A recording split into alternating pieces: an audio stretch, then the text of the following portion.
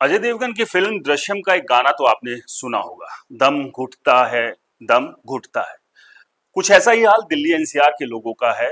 हमारा है कि दिल्ली एनसीआर में लोग जो रह रहे हैं उनका आजकल दम घुटने लगा है और ये दम जो घुट रहा है वो स्मोक की वजह से घुट रहा है।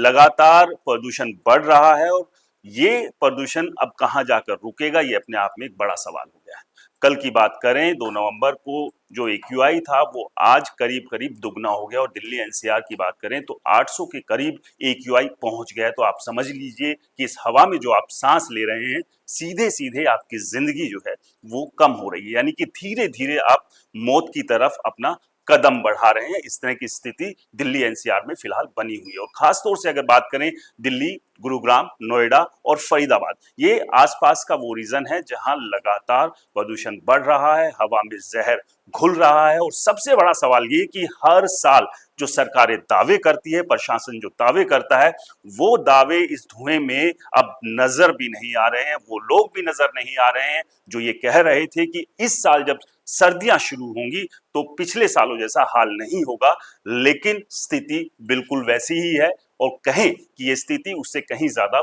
खराब होने लगी है, क्योंकि इतना एक्यूआई अगर पिछले साल की बात करें तो नहीं था, इतनी ज्यादा हवा दिल्ली एनसीआर की खराब नहीं थी जो इस साल लगातार देखने को मिल रही है। इसके अलावा रिपोर्ट्स की बात करें, करीब 20 से 25 करोड़ रुपए की स्मोग मशीन जो है वो दिल्ली में लगाई गई थी, दिल्ली सरकार के द्वारा लगाई गई थी। और हैरानी की बात यह है कि वो मशीन खराब पड़ी हुई है, जिस मशीन को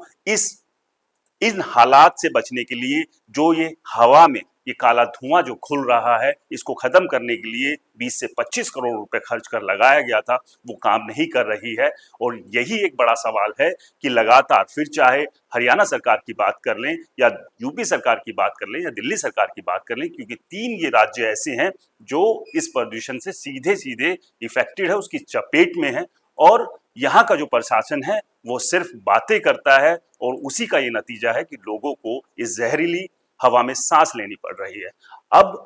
एहतियातन स्कूलों की छुट्टी जरूर की जा रही है दिल्ली में, 1 से 5वीं क्लास के बच्चों की छुट्टी की गई है, कुछ और एहतियात बरतने के बड़े बड़े दावे किए जा रहे हैं जिसकी का शायद बहुत ज्यादा इम्पैक्ट नहीं होगा। एक बार फिर से वही कहानियां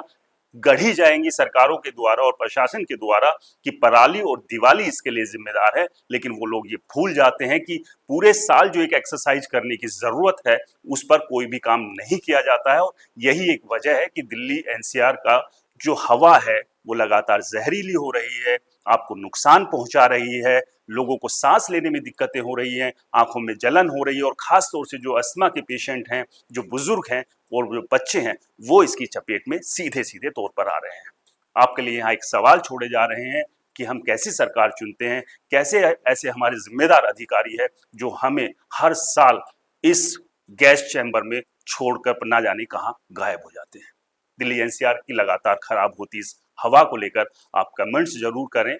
आपको वीडियो पसंद आया हो तो आप इसे शेयर करें, लाइक करें और चैनल को सब्सक्राइब करना ना भूलें।